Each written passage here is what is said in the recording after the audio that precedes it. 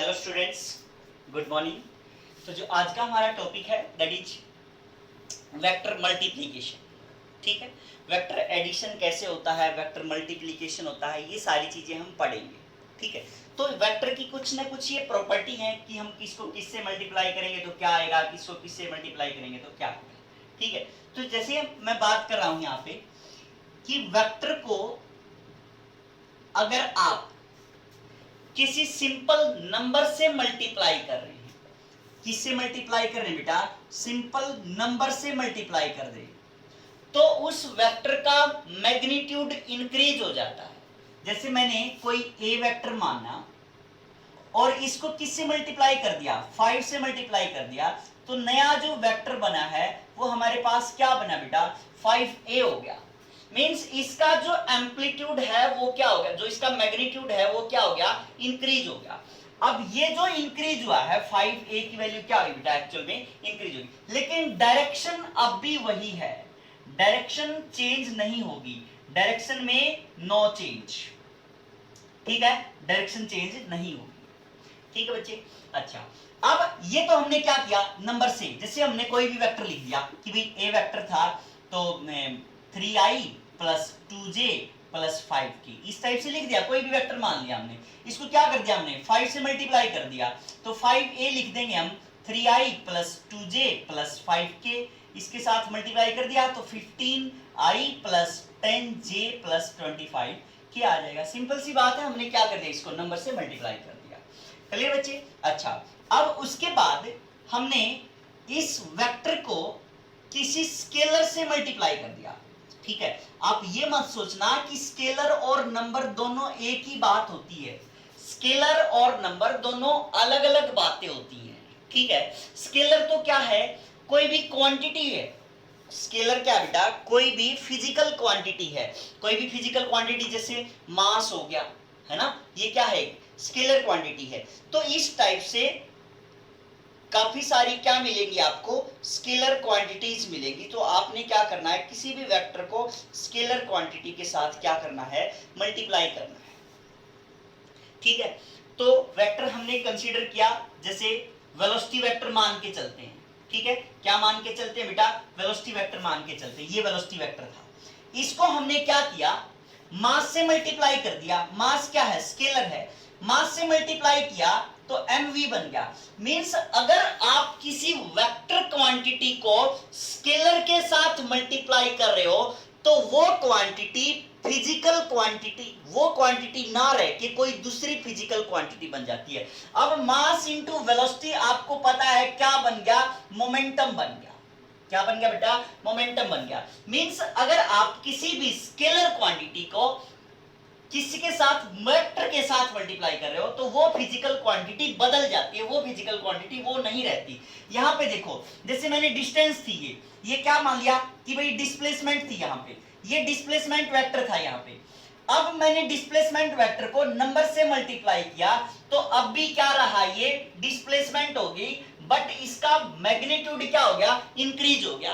बस इस चीज का फर्क पड़ा कि मैग्नीट्यूड इंक्रीज हो गया, डायरेक्शन में कोई चेंज नहीं आया। लेकिन यहाँ पे आपने स्केलर को मल्टीप्लाई किया किसी वेक्टर के साथ तो वो फिर पूरी की पूरी फिजिकल क्वांटिटी ही चेंज होगी। ये वेलोसिटी थी, अब क्या बन गई, वो मोमेंटम बन गई।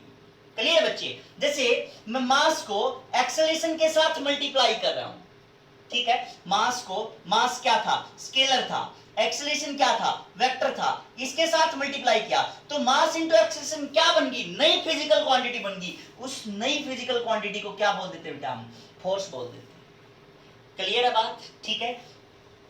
तो इस टाइप से आप वेक्टर को स्केलर के साथ और नंबर के साथ मल्टीप्लाई करने से क्या इफेक्ट देखने को मिलेगा, ये हम यूज कर रहे होंगे। ठीक है, वैसे मल्टीप्लिकेशन में वेक्टर के साथ भी प्रोडक्ट होती है बेटा। ठीक है, लास्ट में करेंगे हम वो वेक्टर के साथ, क्योंकि पूरा डिटेल जाएगा उसके अंदर, तो ये अलग ही टॉपिक हो जाएगा। जस्ट इंट्रो करा रहा हूं आपका। वेक्टर के साथ दो टाइप से प्रोडक्ट हो सकती है, एक डॉट प्रोडक्ट होती है और एक क्रॉस प्रोडक्ट होती है। ठीक है, एक डॉट प्रोडक्ट और एक कौन सी बेटा, क्रॉस प्रोडक्ट होती है।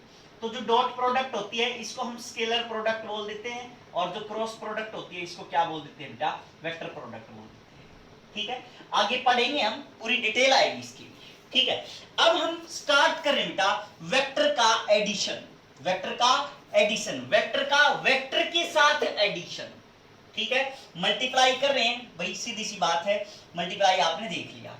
अब वेक्टर का वेक्टर के साथ हम एडिशन कैसे कर रहे होते हैं? तो एक तो जर्नल मेथड बेटा, जर्नल मेथड है, क्या है कि हमने एक वेक्टर ए कंसीडर कर लिया यहां पे, ठीक है, क्या कंसीडर कर लिया बेटा? ए वेक्टर हमने कंसीडर कर लिया यहां पे, फिर उसका एक और वेक्टर बी मान लिया, और इन दोनों का हमें आपस में एडिशन करना है, दोनों का आपस में क्या करना बेटा? एडिशन करना है। तो इनके एडिशन के लिए एक की हेड और एक की टेल, एक का हेड और एक का टेल। अगर आपको a प्लस बी करना है, a vector plus b vector करना है, तो इसका मतलब a का तो हेड, a का हेड, ये a vector as it is मैंने यहां पे बना दिया, a vector as it is बना दिया, ठीक है। फिर b की टेल इसके हेड के साथ जोड़ देंगे इस टाइप से। ये हमारे पास a वेक्टर था और ये क्या था? b vector. तो जो हमारे पास नया वेक्टर बन के आ गया, ये क्या बना है? इसका रिजल्टेंट वेक्टर बना है, मींस a प्लस b। क्या a प्लस b का क्या बना है? ये नया क्या बना है? रिजल्टेंट वेक्टर बना है। इसको हम क्या कहेंगे कि इसको, इन दोनों को यूज करो या इस अकेले को यूज करो, they will give same effect, ठीक है। तो ये यहाँ पे क्या है बेटा कि जब भी आप एडिशन कर रहे होते हो तो एक का हेड और दूसरे की टेल, एक का हेड दूसरे की टेल, इस टाइप से आप ऐड करोगे, ठीक है। अगर मान लिया इसके अंदर मैं ऐड करूं a प्लस माइनस बी, समझ गए बात? तो मैंने क्या कहा अब एडिशन में a प्लस माइनस बी, तो a प्लस माइनस बी में क्या करेंगे हम? ये वेक्टर a बना दिया हमने, ये वेक्टर a बना दिया। अब b ये है तो माइनस बी क्या हो जाएगा? इस डायरेक्शन में हो जाएगा, क्योंकि नेगेटिव वेक्टर पढ़ा था हमने कल, ठीक है। तो यहां पे माइनस बी ये हो जाएगा। इसका हमें क्या करना है? एडिशन करना है, मींस a में हमें क्या जोड़ना है? b जोड़ना है, b माइनस बी जोड़ना है, माइनस बी जोड़ना है। तो इसका मतलब क्या हो गया कि मैं यहाँ एक का तो ऐड हो गया, दूसरे की टेल यहां तक आ गया, मान लिया कौन सा? b वेक्टर आ गया। तो ये जो बचा, ये क्या बचा हमारे पास? रिजल्टेंट बचा, ठीक है। तो ये हमारे पास जो रिजल्टेंट है, आर वेक्टर डिनोट करें, रिजल्टेंट को मैं आर लिख रहा हूं यहाँ पे कि R vector is equal to हमारे पास क्या आएगा बेटा? a माइनस बी आ जाएगा, ठीक है। तो आर इज इक्वल टू क्या आ जाएगा हमारे पास? a माइनस बी आ जाएगा। कोई दिक्कत वाली बात यहाँ पे, ठीक है। तो एक्चुअल में हमने ये क्या कर दिया? एडिशन में ही हमने क्या सीख लिया? सब्ट्रैक्शन सीख लिया।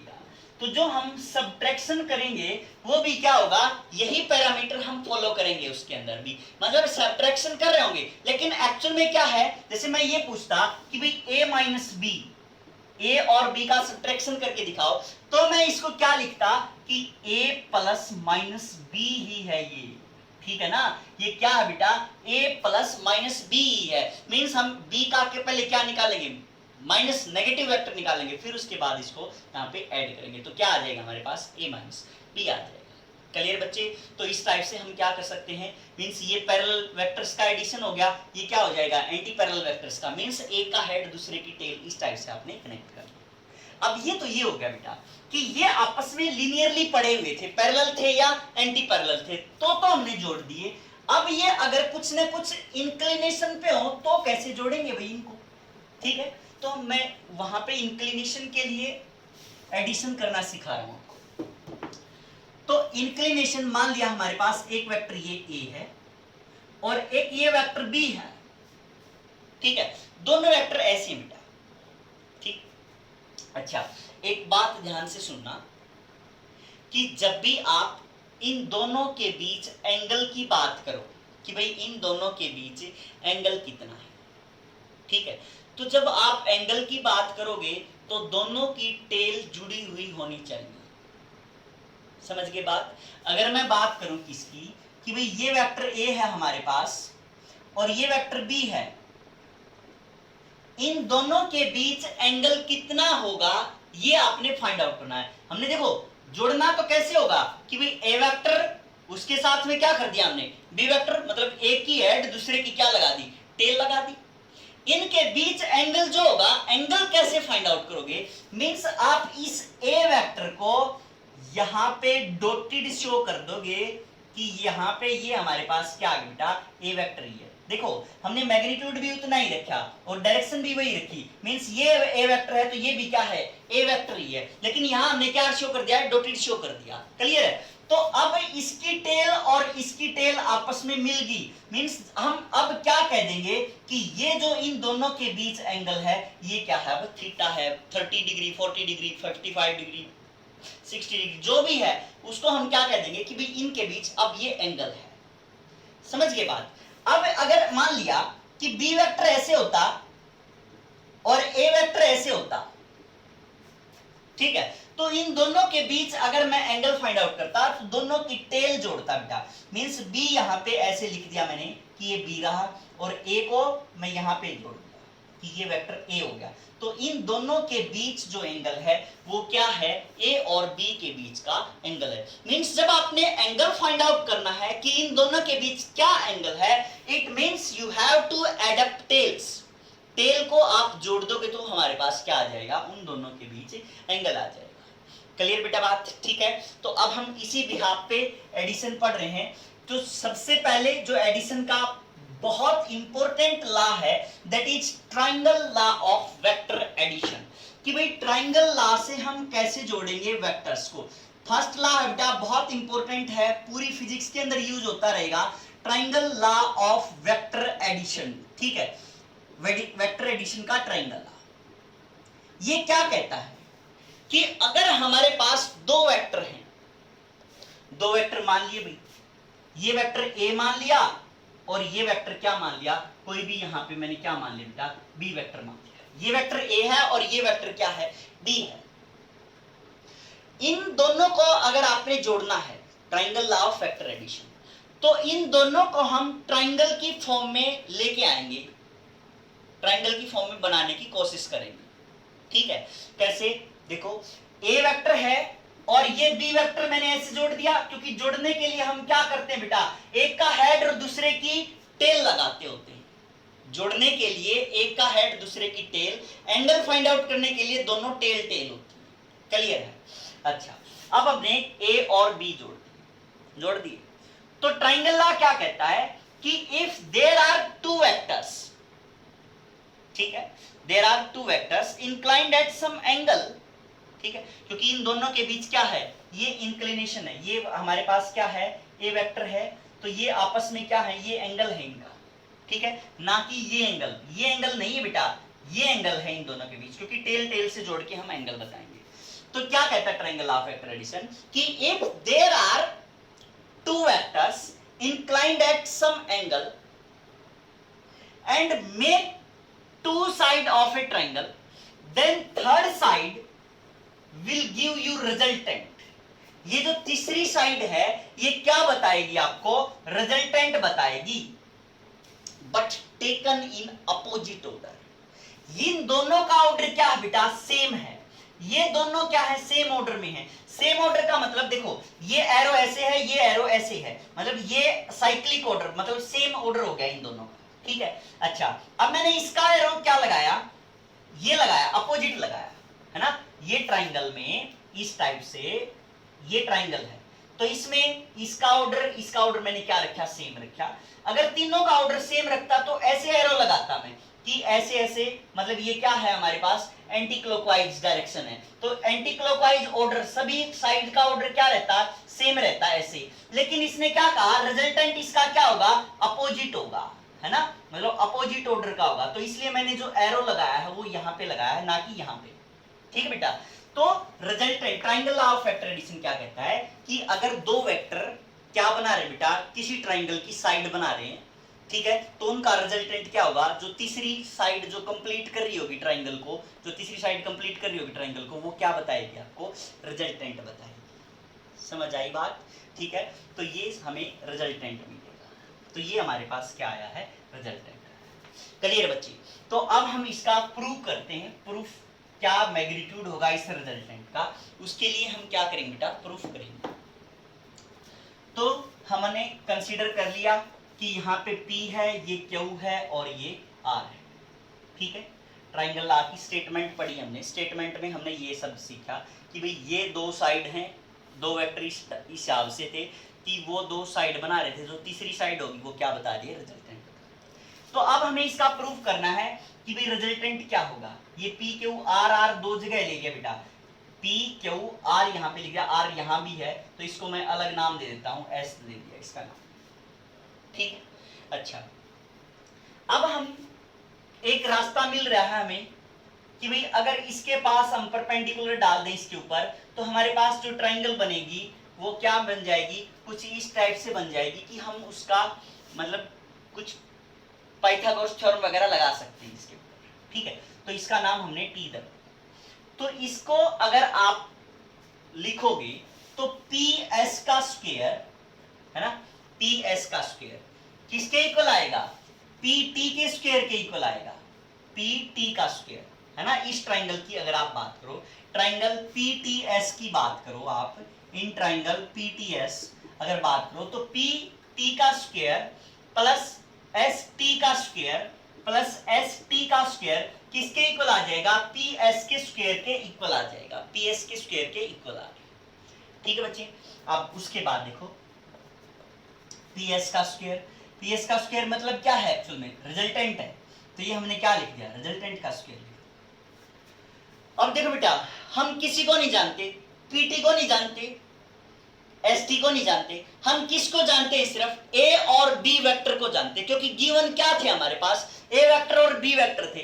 मींस जो अननोन क्वांटिटी आ गई पीटी और क्यूटी एसटी जो भी आया है, उसको हमें किस में कन्वर्ट करना पड़ेगा, नॉन क्वांटिटी की टर्म में कन्वर्ट करना पड़ेगा। मींस पीटी को हम ऐसे नहीं ए और बी की फॉर्म में लिखेंगे और ये एंगल चाहे इसकी हेल्प लेनी पड़ जाए हमें, जो इनके बीच एंगल थीटा है। तो अब पीटी को हम क्या लिख सकते हैं बेटा, पी क्यू प्लस क्यूटी लिख सकते हैं, पी क्यू प्लस क्यूटी उसका क्या स्क्वायर, अच्छा, प्लस एस टी का स्क्वायर लिख देंगे, ठीक है, कर दिया हमने इसको। अब उसके बाद पी क्यू क्या है, एक्चुअल में पी क्यू ए है, ए की फॉर्म में लिख दिया हमने, ठीक है।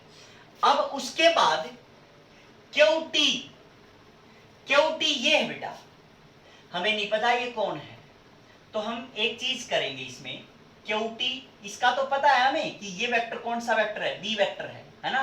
तो क्यूटी डिवाइड बाई में क्यूएस, क्यूटी डिवाइड बाई में क्यूएस क्या बन गया हमारे पास, कॉस, तो बेस अपॉन हाइपोटेन्यूज क्या बन गया बेटा, कॉस थीटा बन गया, ठीक है। तो क्यूटी इज इक्वल टू क्या आ जाएगा, क्यूएस कॉस थीटा, और क्यूएस क्या है यहाँ पे बी है, तो क्यूटी किसके इक्वल आ गया बेटा, बी कॉस थीटा के इक्वल आ गया। मींस यहाँ पे मैंने क्यूटी की वैल्यू क्या लिख दी, बी कॉस थीटा लिख दी, उसका स्क्वायर। फिर बेटा हमने जो काम करना था हमारा, वो इन अननोन क्वांटिटी को नॉन टर्म में लेके आ रहे हैं, ए बी और थीटा के टर्म में लेके आ रहे हैं, plus S T, S T क्या है, परपेंडिकुलर डिवाइड बाई में hypotenuse, S T divide by में क्यूएस क्या आ जाएगा हमारे पास, साइन थीटा हो जाएगा। तो S T is equal to Q S क्या है एक्चुअल में बी, तो S T is equal to क्या आ गया हमारे पास, बी साइन थीटा आ गया। तो मींस हमने क्या लिख दिया, बी साइन थीटा का होल स्क्वायर लिख दिया, ठीक बेटा। अब उसके बाद इसको आर को लिख दो, A square, R square is equal to A square plus B square cos square theta, है ना, इसका स्क्वायर ओपन कर रहे हैं, plus 2ab cos theta plus B square sine square theta, ये आ गया हमारे पास, ठीक है।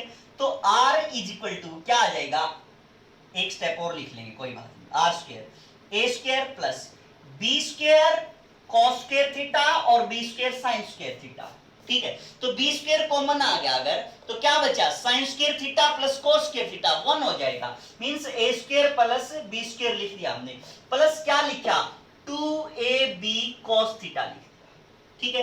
तो r इज इक्वल टू क्या आ जाएगा हमारे पास, under root of A square plus B square plus 2ab cos theta. ये हमारे पास क्या आ गया बेटा, इसका रिजल्टेंट आ गया कि ये जो रिजल्टेंट आएगा उसका मैग्नीट्यूड ये होगा।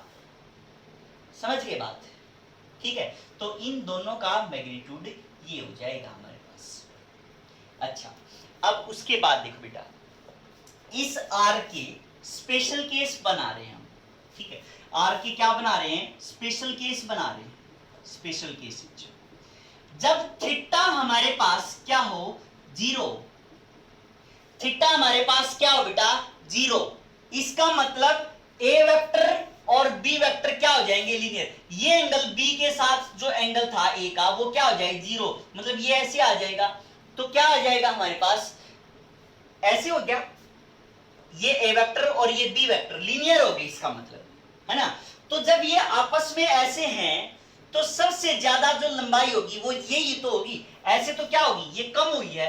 और अगर इसको हम ऐसे इंक्लाइंड करते बी को तो ये एंगल, ये रिजल्टेंट क्या होता, और कम हो जाता। ऐसे इंक्लाइंड करते तो ये रिजल्टेंट और कम हो जाता। ठीक है, मींस सबसे ज्यादा रिजल्टेंट आपको कब मिलेगा, जब एंगल क्या होगा, लीनियर होंगे ये आपस में। ठीक है, तो अगर आप थीटा की वैल्यू जीरो ले रहे हो तो R is equal to, mathematically भी प्रूव कर देंगे हम इसको, आर इज इक्वल टू क्या हो जाएगा, A square plus B square plus 2ab cos zero. cos zero कितना होता है बेटा, 1 होता है। तो क्या आ गया हमारे पास, A square plus B square plus 2ab, means क्या आ गया, a प्लस बी का होल स्क्वायर आ गया। तो इसका मतलब आर इज इक्वल टू क्या आ गया बेटा, a प्लस बी आ गया। ठीक है, तो जब थीटा जीरो है तब हमारे पास रिजल्टेंट क्या मिलेगा, आपको मैक्सिमम मिलेगा। रिजल्टेंट कब मैक्सिमम होगा बेटा, जब दोनों आपस में लीनियर होंगे, दोनों के बीच कोई एंगल नहीं, मतलब सेम डायरेक्शन में एंगल जीरो है, तो रिजल्टेंट आपको ये मिलेगा। अब दूसरी बात अगर हम करें यहाँ पे कि थीटा इज इक्वल टू कितना आ जाए, 90 डिग्री आ जाए, तो in that case R is equal to क्या हो जाएगा हमारे पास, A square plus B square plus 2ab cos 90। cos 90 क्या हो गया, जीरो हो गया। cos 90 क्या हो गया, जीरो, मींस उस केस में रिजल्टेंट हमारे पास क्या आ गया, ए स्क्वायर प्लस बी स्क्वायर आ गया। मींस एक वेक्टर ऐसे है और एक वेक्टर ऐसे है, इन दोनों के बीच एंगल ऐसे ए है और बी है, तो जो थर्ड साइड ऐसे, मींस ये क्या हो गया, हाइपोटेन्यूज तो हो गया, पाइथागोरस की तरह, पाइथागोरस थ्योरम की तरह तो बन गया। आर इज इक्वल टू क्या आ जाएगा, under root of A square plus B square, वही बात बन गई यहाँ पे भी। ठीक है बेटा। अच्छा, अब अगर हम बात करें थर्ड केस की, थर्ड केस में थीटा इज इक्वल टू क्या होगा, मींस जो हम नॉर्मली पढ़ते होते हैं, वैसे कितने ही केस बना लो, 60 का बना लो, 30 का बना लो, लेकिन जो नॉर्मल यूज होंगे ये हमारे यही होंगे। Theta is equal to 180, means 180 का मतलब क्या है बेटा, ये आपस में अपोजिट है, आपस में क्या है, अपोजिट है। एक वेक्टर ऐसे है, उसकी डायरेक्शन ऐसे, मींस सब्ट्रैक्शन में ज्यादातर यूज होगा। मींस एक वेक्टर यहाँ पे ए है, यहाँ पे क्या है, बी है, तो ये आपके पास रिजल्टेंट आएगा। तो ये रिजल्टेंट क्या मिलेगा आपको, स्मॉल मिलता है, सबसे छोटा मिलता होता है। ठीक है, तो वैसे भी मैथमेटिकली अगर आप कैलकुलेट करो तो आर इज इक्वल टू क्या आ जाएगा हमारे पास, A square plus B square plus 2ab cos 180 degree. ठीक है, तो क्या आ जाएगा, A square plus B square plus 2ab cos 180 -1 होता है ना। cos 180 कितना होता है बेटा, -1। आपने ट्रिग्नोमेट्री में पढ़ा होगा, जैसे आफ्टर स्कूल टू सिनेमा, है ना, आफ्टर स्कूल टू सिनेमा या आफ्टर स्कूल टू कॉलेज बोल देते हैं। तो क्या होगा, इसमें सभी पॉजिटिव होते हैं, ये क्वाड्रेंट में कौन होगा, साइन और उसका अपोजिट पॉजिटिव होगा। तो 180 वाला कौन सा आ गया, यही क्वाड्रेंट आ गया, तो cos की वैल्यू क्या हो जाएगी, नेगेटिव हो जाएगी यहाँ पे। ठीक है, तो इसलिए cos 180 क्या हो गया बेटा, -1 हो गया, यहाँ पे नेगेटिव वैल्यू आ गई। तो under root of A square plus B square minus 2ab आ गया। अब इसको क्या बना दिया हमने, होल स्क्वायर बना दिया, मींस a माइनस बी का होल स्क्वायर आ गया। तो इससे स्क्वायर से ये कैंसिल हो गया, तो a माइनस b बच जाएगा हमारे पास। तो रिजल्टेंट आया वो क्या आया बेटा, मिनिमम आया। यहाँ पे रिजल्टेंट क्या है, मैक्सिमम है, यहाँ पे क्या है, इंटरमीडिएट है। तो ये मैक्सिमम, मिनिमम और इसके इंटरमीडिएट वैल्यू हो जाएगी। ठीक है, अब हमने क्या देखा बेटा कि इसका रिजल्टेंट तो निकाल लिया, मींस मैग्नीट्यूड निकाल लिया हमने। अब सीधी सी बात है, वेक्टर होता है, वेक्टर की क्या चीजें होती है, magnitude as well as a direction, सारी चीजें होती हैं, उसका मैग्नीट्यूड भी होता है और क्या होता है बेटा, डायरेक्शन भी होती है। तो इसलिए हमें क्या करना पड़ेगा, इसकी डायरेक्शन भी फाइंड आउट करनी पड़ेगी। इसकी डायरेक्शन कैसे फाइंड आउट करेंगे, डायरेक्शन कैसे फाइंड आउट करते हैं बेटा,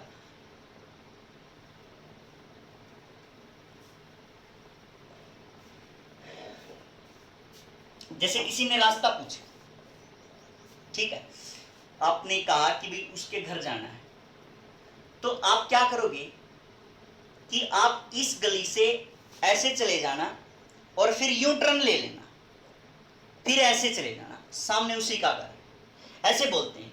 तो आपने एक्चुअल में क्या बताई, वो डायरेक्शन बताई है उसको कि भाई ऐसे गए आप, फिर सीधा गए आप, मतलब सीधा जाने का मतलब क्या है कि आप 0 डिग्री एंगल पे गए, फिर आप ऐसे मुड़ जाना लेफ्ट हैंड की तरफ, मीन्स 90 पे मोड़ दिया आपने उसको, फिर उसके बाद ऐसे मुड़ जाना, फिर से 90 पे मोड़ दिया उसको। मीन्स जब आप किसकी बात कर रहे होगे, डायरेक्शन की बात कर रहे हो, तो हम किसकी टर्म में आंसर देंगे बेटा, एंगल की टर्म में हम आंसर देंगे। ठीक है, तो यहां हमारे पास जो ये था, ये रिजल्टेंट की डायरेक्शन आपने बतानी है। अब बताएंगे किसी के तो रिस्पेक्ट में बताएंगे ना, किसके रिस्पेक्ट में बताएंगे, हम इस ए के रिस्पेक्ट में बताएंगे, भाई ए के साथ कितना एंगल बना रहा है ये रिजल्टेंट। ठीक है, तो इसको हमने थीटा यहाँ पे लिख दिया, तो यहाँ पे क्या लिख देते हैं बेटा, अल्फा लिख देते हैं। ठीक है, क्या लिख दिया हमने, अल्फा लिख दिया। मींस हमें इस अल्फा की वैल्यू बतानी है, तो हम क्या लिखें बेटा, सिंपल सा हो जाएगा, एस टी का पता चल जाएगा, क्योंकि एस टी हमने क्या कर लिया, कैलकुलेट कर लिया, पीटी का भी पता चल जाएगा हमें, तो पीटी क्या हो जाएगा, पीटी इज इक्वल टू क्या है, P Q plus Q T है, P Q plus Q T है, मैंने वो रब कर दिया, तो पी क्यू की वैल्यू क्या है यहाँ पे, ए प्लस क्यू टी की वैल्यू क्या है, बी कॉस थीटा, है ना। तो ये कैलकुलेट की हुई चीजें हैं हमारे पास।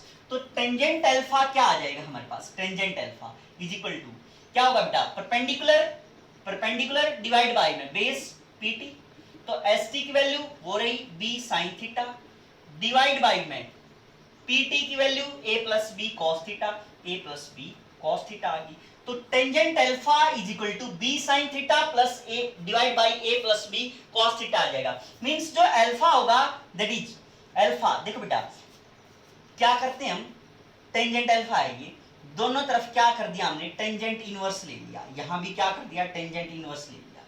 ठीक है, ये कोई बड़ी बात नहीं है।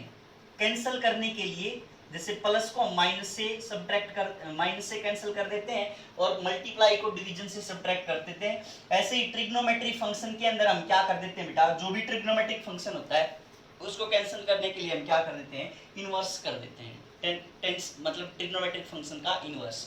तो हमने यहाँ पे दोनों साइड में टेंजेंट इनवर्स ले लिया।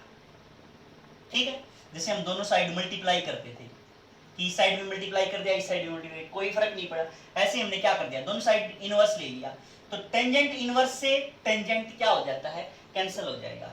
तो अल्फा इज इक्वल टू क्या आ गया हमारे पास, tangent inverse B sine theta divide by में A plus B cos theta आ जाएगा। ठीक है, तो ये हमारे पास इसकी एंगल की वैल्यू। ठीक है, तो क्लियर बच्चे, तो इस टाइप से कल इसके ऊपर बेस जो होंगे न्यूमेरिकल्स करेंगे। Thank you.